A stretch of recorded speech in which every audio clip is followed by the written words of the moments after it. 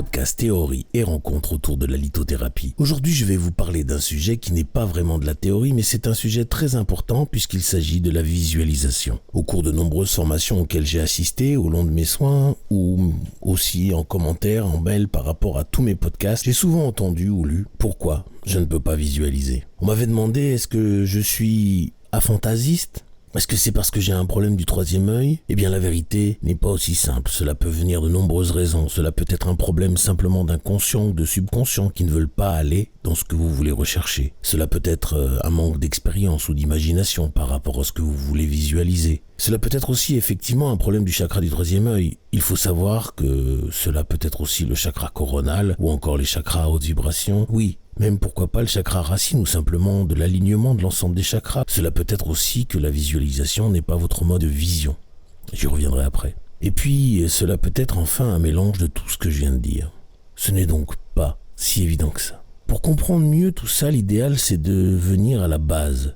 Qu'est-ce que c'est que la visualisation ? Eh bien la visualisation c'est une projection cérébrale, comme un film de quelque chose. Je n'ai pas la compétence pour vous dire quelle partie du cerveau s'active, comment ça fonctionne techniquement, mais je ne suis même pas sûr qu'aujourd'hui on sache réellement comment cela fonctionne au niveau du cerveau, pour visualiser. Il faut savoir que la visualisation c'est pas une folie ou quelque chose qui est réservé aux spirituels, c'est quelque chose qui est accessible et utilisé par de nombreux corps de métier comme les plus connus, les sportifs. Je vous donne l'exemple qui est dans le film Rasta Rocket où les bobsleggers se mettent dans la baignoire pour répéter leur descente en bobsleigh. C'est pas fidèle à la réalité à 100% mais c'est à peu près le concept. L'idée étant de vivre une course comme si on la courait sans y avoir jamais été. On imagine le virage, la pente, la force, etc., etc. Il faut quand même avoir les informations avant pour que ça soit plus ou moins réel. Concrètement, comment ça se matérialise ? Eh bien là, ça va dépendre encore une fois de vous. Il y a des gens qui vont se voir à la troisième personne, c'est-à-dire qu'ils vont se voir comme s'ils étaient dans le public. Ils vont voir leur corps effectuer de loin ce qu'ils ont effectué. Mais en général, les sportifs ont plutôt l'habitude de vivre l'aventure de la visualisation à la première personne. Un peu comme un jeu vidéo où on le voit avec ses deux mains sur le côté. Ensuite, il y a encore une différence, c'est sur la façon dont ils vont voir le reste. Certains vont voir uniquement l'action qu'ils ont à effectuer, par exemple si c'est un runner sur piste, il va voir que la piste. Et peut-être même que sa ligne. D'autres vont voir le contour tout flou et d'autres, à l'inverse, vont voir tous les détails. Par exemple, les feuilles, la couleur des vêtements des spectateurs, etc., etc. Certains vont même avoir le son de ce moment-là. D'autres auront peut-être même les odeurs. Par exemple, s'il y a un snack à côté de la piste qu'ils connaissent, ils vont avoir l'odeur de ce snack. Et puis enfin, certains vont avoir le goût similaire, comme quand ils courent. Vous savez, le goût un peu salé de la transpiration ou de la respiration sportive. Et enfin, certains ne verront rien, n'entendront rien, mais ressentiront leur corps comme s'ils couraient, c'est-à-dire les sensations vraiment physiques en ayant les yeux fermés. Et ils sentent sa tension de ses muscles, son corps qui s'accélère, etc. On ne sait pas s'il accélère vraiment, ça arrive parfois, mais d'autres ont juste une sensation, comme s'il était en train d'accélérer. Ça, c'est de la visualisation. Si vous mettez ça en intuition, eh bien, c'est ce que l'on appelle la clairvoyance, la clairaudience, la clairolfaction, la clairsentience et la clairgustance. Chacun de ces intuitions sont liées à un sens. Et bien c'est pareil pour la visualisation, en fonction du sens qui est principal chez vous, vous pouvez avoir les 5 ou un qui est plus développé qu'un autre. Certaines personnes ont tout ça en même temps, alors que d'autres n'ont rien. Je reste persuadé que l'on peut travailler tout ça. Aujourd'hui, je ne vais pas vous parler de la recherche, je vais vous parler de ce que j'ai vécu moi, et on va faire des exercices ensemble pour le travailler. Avant, je voudrais vous mettre en garde, car si vous avez des problèmes énergétiques, des problèmes de chakras, il faut d'abord régler cela auparavant. En ce qui concerne les chakras, je vous conseille ma formation Chakra Activation qui vous apprend en un mois à activer, réguler, harmoniser vos chakras et aussi à guérir cela avec 30 cristaux qui sont inclus dans le package de la formation. Pour en savoir plus, il suffit de flasher le QR code qui apparaît maintenant à l'écran. Si vous avez été diagnostiqué de aphantasie, je vous recommande aussi de faire un soin énergétique auparavant parce que je pense, contrairement à beaucoup, que c'est quelque chose que l'on peut améliorer. Ceci étant, il faut savoir que l'aphantasie a été diagnostiquée dans les années 1890 en visualisant une pomme. Au niveau 5, vous ne voyez que du noir et vous êtes aphantasiste. Et au niveau 1, vous voyez la pomme avec tous ses détails. Et vous êtes donc non aphantasiste. L'idée aujourd'hui est de s'entraîner pour créer cette visualisation. En ayant la capacité de créer cette visualisation, en y pensant, je suis à peu près persuadé que ça va débloquer votre capacité de visualisation intuitive et médiumnique. Avant de commencer les exercices, je voudrais vous dire quelque chose de très important et j'aimerais que vous ayez vraiment votre attention là-dessus. Ce n'est pas grave de ne pas pouvoir visualiser. Ce n'est pas de votre faute si vous ne pouvez pas visualiser. Souvent, cela vient aussi de la personne qui vous guide dans la visualisation ou alors de la façon dont vous demandez à visualiser. Je m'explique. Par exemple, on vous demande d'imaginer le paradis. Eh bien, certains qui ont une imagination débordante ont déjà une vision qui leur est propre avec les détails qui leur correspondent. Et d'autres vont commencer à dire « Hein, le paradis, comment ça le paradis? Mais j'y suis jamais allé moi, je sais même pas si je crois au paradis. Alors à quoi ça ressemble ?» Bref, le mental a pris le dessus, c'est la fin de la visualisation. Pour le sport, par exemple, on a tous vu quelqu'un gagner. Ça ne devrait pourtant pas poser de problème de dire cette course-là, tu la gagnes. Et bien pourtant, certains ne vont jamais arriver à créer ce sentiment de gagner s'ils ne l'ont pas vécu eux-mêmes déjà une fois. Parce qu'ils n'ont peut-être pas assez d'empathie pour détecter l'émotion d'un gagnant qu'ils regardent. Et pour détecter une émotion de quelqu'un, on parle déjà d'un niveau empathique assez élevé, que tout le monde n'a pas. Mais c'est ok. Dans ces cas-là, pour moi, on ne peut pas parler d'aphantasie. C'est plutôt qu'on demande à un éléphant de monter dans un arbre. Donc aujourd'hui, on va essayer de s'adapter à tous les profils pour que tout le monde puisse avoir accès au moins à la visualisation pour ensuite ouvrir la voie à ce qui est l'intuition sensorielle. Je voudrais aussi vous préciser que si vous n'avez pas encore la capacité de vision ou de visualisation, vous pouvez utiliser une pierre pour vous aider, comme par exemple l'amphibole, la nandalite, l'oralite 23, le classe bleu, la bitronite, le quartz aura tangerine, une tanzanite, le quartz aura tanzine ou une sélénite bleue. Lorsque l'on parle de visualiser une lumière ou un rayon, vous pouvez aussi utiliser une bougie et puis regarder la flamme de cette bougie à travers vos yeux à peu près fermés. Les exercices qui suivent ne fonctionneront pas si vous êtes aveugle. Je sais, ça paraît drôle, mais beaucoup de personnes non-voyantes, eh bien pour moi, elles sont voyantes, que ce soit par les doigts, avec les odeurs, elles finissent par voir à leur manière. Et là, les exercices faisant appel à de la lumière et la réticence lumineuse, ça va pas marcher sur eux. Il faut qu'ils passent au stade d'après. Le premier exercice est donc de passer du noir à la forme de la pomme. Voici donc l'objet du délit, la merveilleuse pomme.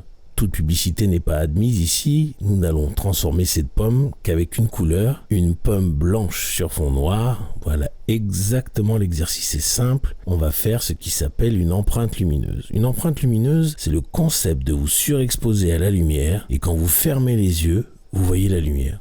C'est le concept des exercices qui suivent. Vous m'avez compris, puisque vous êtes dans l'incapacité aujourd'hui de créer une image, eh bien on va renforcer cette capacité. Donc maintenant, vous allez vous focaliser sur cette pomme blanche et vraiment que sur cette pomme blanche. On va compter jusqu'à 10 ensemble.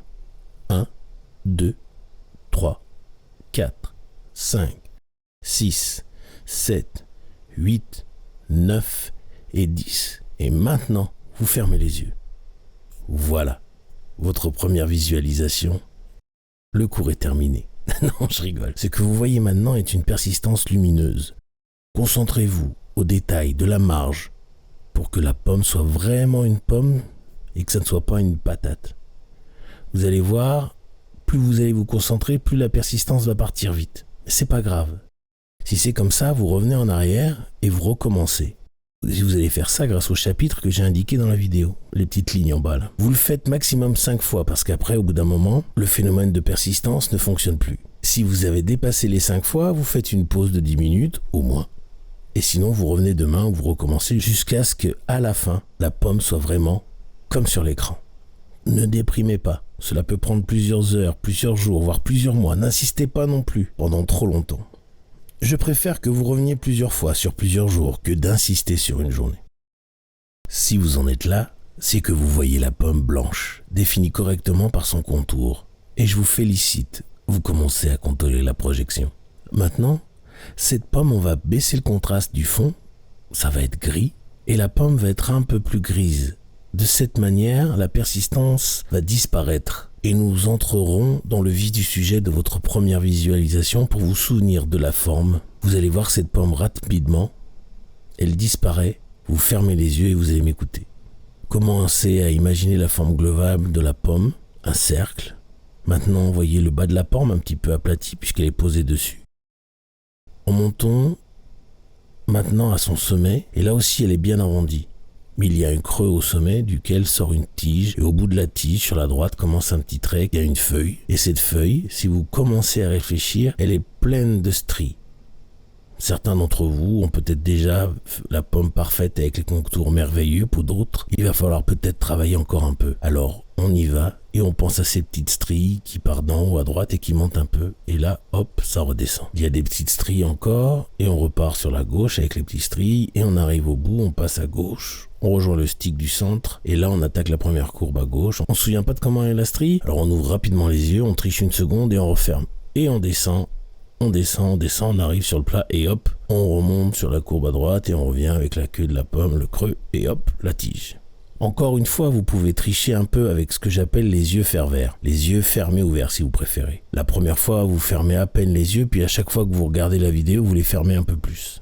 Le but final de tout ça, c'est comme d'arriver à reproduire la pomme qu'il y a sur l'écran dans votre tête, comme si vous la voyiez réellement. Là encore, vous avez le temps de pratiquer. Si ce n'est pas le cas maintenant, tout de suite, vous revenez au début du chapitre et vous recommencez sur plusieurs jours ou plusieurs heures jusqu'à ce que vous voyez bien cette pomme en gris. L'exercice 3, c'est une pomme. Elle est rouge et vous voyez qu'elle est un petit peu floue. C'est exactement comme ça qu'on va vous demander de voir. Là maintenant, quand vous avez fermé les yeux, vous devez voir quand ça s'arrête le rouge, quand commence le blanc.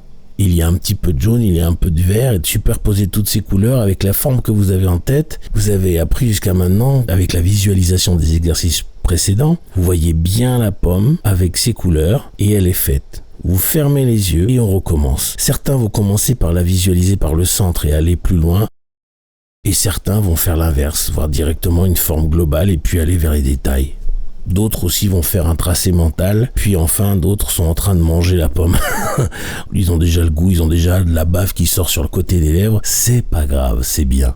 On embrasse la situation. Je peux pas trop vous guider pour cet exercice parce qu'il suffit de regarder la pomme, de fermer les yeux et de voir si vous la voyez comme elle est là sur l'écran. Si vous arrivez à la faire apparaître sans qu'il y ait de persistance. Moi, ce que je fais, c'est que je mets la main sur le front, les yeux, et certains sont contre moi parce qu'ils disent que en faisant cela, on ferme le troisième œil et du coup on peut plus percevoir, ça coupe, etc. Je suis pas tout à fait d'accord avec eux parce que là on est vraiment dans la visualisation, on n'est pas dans le travail de la clairvoyance. D'accord ? Donc pour l'instant, on va faire comme ça. Si vous sentez qu'il faut mettre vos mains sur les yeux, vous n'hésitez pas, histoire de vous aider à faire un noir plus complet et que la pomme, d'un coup, elle va apparaître un petit peu. Donc, encore une fois, vous refaites cet exercice en revenant au début du chapitre jusqu'à ce que la pomme elle apparaisse, voilà. Et puis, on va passer au niveau 4. Vous êtes là, bravo.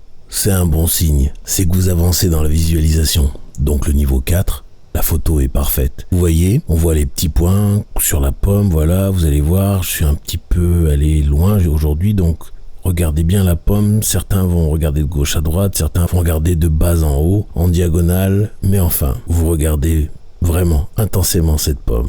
Voilà, vous portez l'attention sur tous les petits points qu'on voit là, vous voyez, il y en a 77. Ils sont jaunes, sont plus concentrés vers le bas, au centre il y en a quelques-uns qui font même un petit cœur si vous regardez. Il y en a très peu dans la partie du rouge sombre, on voit un petit peu de jaune au fond derrière, voilà, on observe vraiment bien. Et puis encore une fois, on ferme les yeux. Là, certains vont d'abord faire apparaître les points, d'autres la forme, d'autres les couleurs, et puis on va revenir. Et on va regarder la feuille qui a une ligne centrale, 3 veines principales à gauche, 4 veines à droite. Voilà, j'ai terminé ce que je pouvais faire maintenant, c'est que vous fermez les yeux et vous écoutez juste le son. Ça devrait vous aider et de la même façon, recommencez cette vidéo du début du chapitre jusqu'à ce qu'elle soit quasiment comme celle que vous voyez en face de vous. Voilà, vous fermez les yeux. Pour ceux dans la clairsentience, clairaudience plutôt que dans la clairvoyance, eh bien, tout ça va se matérialiser par un goût parce que la pomme tout à l'heure, elle était floue. Maintenant, vous savez presque sa variété en fonction de votre capacité à aimer les pommes ou pas. Peut-être que le goût va être désagréable, peut-être que le goût va être au contraire super bon, peut-être que l'odeur va rien vous dire, peut-être que l'odeur au contraire va vous ramener à votre pomme préférée de l'enfance. Et enfin, peut-être que vous avez une sensation de texture plus précise lorsque votre cerveau a intégré cette pomme. S'il ne la connaît pas par contre, eh bien ça va être très difficile pour lui de vous donner des détails extrêmes. Il faut le savoir. Une fois que cet exercice vous le maîtrisez, nous passons au stade ultime de la fantaisie. Vous Vous voyez, vous avez fait des progrès ces derniers jours puisque vous en êtes là dans cette vidéo. Alors vous allez rire, mais dans cet exercice, bien vous n'allez pas voir la pomme. Vous allez fermer vos yeux directement sur ce fond blanc et vous allez imaginer la pomme. Combien de points elle a? Le rouge plus sombre, le rouge plus clair, le jaune, comment la tige elle se termine un petit peu abîmée là-bas par l'arrachage. Et puis vous passez au détail de la feuille avec les 3 veines à gauche, les 4 veines à droite. Pour nos amis non visuels, est-ce qu'il y a un goût qui vous revient, un goût de pomme? Déjà c'est parfait, parce que c'est là que je vous parle d'une pomme. Si vous avez le goût de la pomme, paf, vous êtes niveau 5, c'est simple. Ce chapitre, il va pas être plus long parce que tout ce que vous avez entendu, c'est un travail. Vous allez mettre en pause et vous allez remettre en route le chapitre pour écouter ce que je viens de vous dire peut-être. Et si la pomme, elle ne vous vient pas du tout, il faut revenir à l'exercice 4. Maintenant que vous avez activé votre capacité à recréer une image mentale et à la visualiser, on est quand même déjà sur une belle route. Le prochain exercice va être une série d'images avec un niveau de complexité différente. 5 niveaux pour être précis qui vont être, pour ceux qui regardent la vidéo en une traite, 30 secondes chaque image. Et pour ceux qui regardent en chapitre, vous mettez pause comme vous avez fait jusqu'à maintenant pour visualiser la première image, et puis vous fermez les yeux, vous la reprojetez, vous travaillez comme on l'a vu précédemment pour travailler les contours, etc., etc. Et puis après, vous passez au chapitre d'après. À chaque photo, je vais vous décrire ce que vous voyez de manière à ce que vous puissiez avoir l'image, les yeux ouverts. Et lorsque vous fermez les yeux, vous n'avez plus qu'à m'écouter. Et vous allez repasser votre chapitre en boucle jusqu'à ce que vous puissiez voir votre visualisation. La première image est un cercle rouge au centre d'un fond blanc.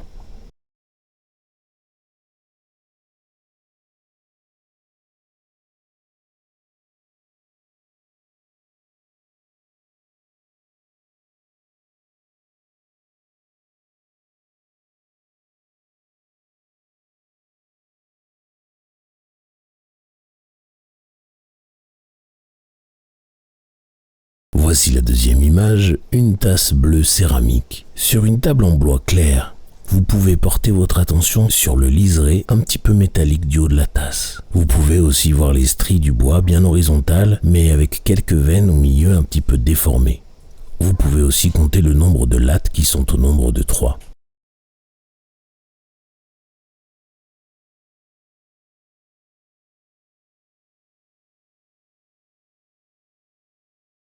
Passons à la troisième image, un cahier de spirales avec des lignes bleues. On peut voir que les spirales du bas sont un peu courbées. Il y a 4 crayons de couleur sur le dessus de ce cahier.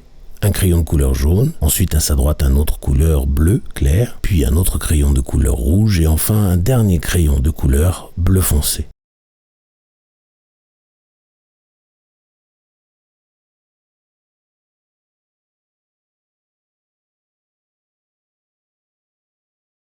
Nous voilà avec l'image 4.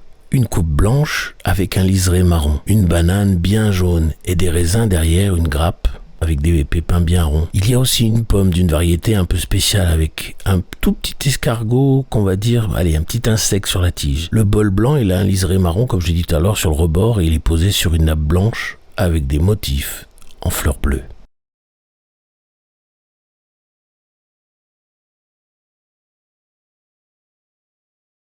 Enfin l'image 5, nous sommes dans un parc. Il y a devant nous un parvis avec des pavés assez rectangulaires, d'une couleur grise. Le soleil se reflète dessus comme de l'or. Ensuite sur la gauche, il y a un banc très simple avec un support métallique et des lattes de bois. Il est devant des cyprès qui sont taillés en carré. Au second plan, derrière, on peut apercevoir 5 arbres, dont 2 sont quasiment collés.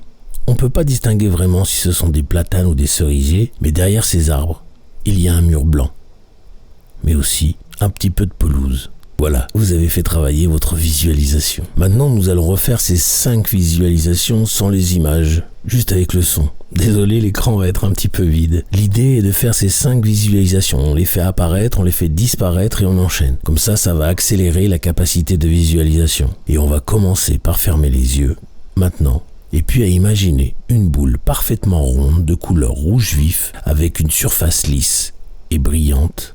La lumière se reflète sur la boule en créant un tout petit point blanc sur un côté. Le contraste entre la boule rouge et le fond blanc. Maintenant, le fond blanc et la boule rouge disparaissent pour laisser place à une tasse de céramique bleue de la couleur du ciel, posée sur une table en bois clair. La tasse a une anse arrondie et lisse. La surface de la table reflète légèrement la lumière ambiante, mais elle reste principalement mate.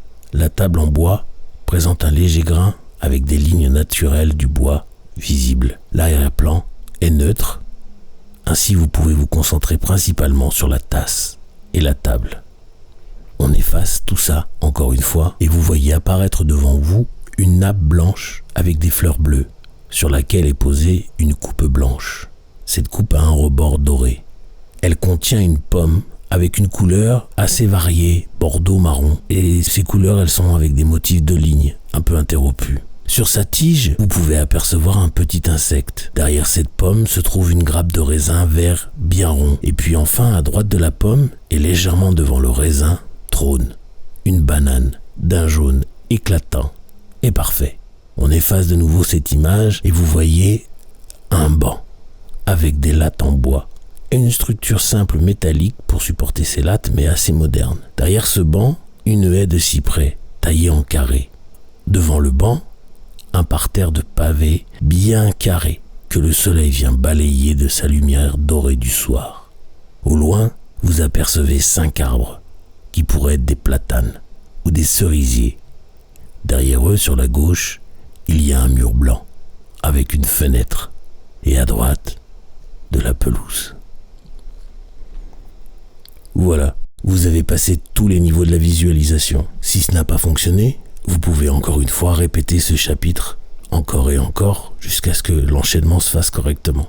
Je suis désolé pour cet écran blanc, ça pouvait peut-être un petit peu vous abîmer les yeux, mais c'est vraiment pour vous aider. Vous allez voir maintenant, vos méditations ne seront plus les mêmes. Si rien ne s'est passé, vous avez sûrement un blocage quelque part. Ce n'est pas bien grave. Vous pouvez me contacter pour qu'on analyse cela, mais aussi, c'est très simple, vous allez sur les épisodes des chakras et vous tentez de déterminer celui qui pourrait être déséquilibré. Et puis ensuite, vous utilisez la pierre correspondante pour régler ça.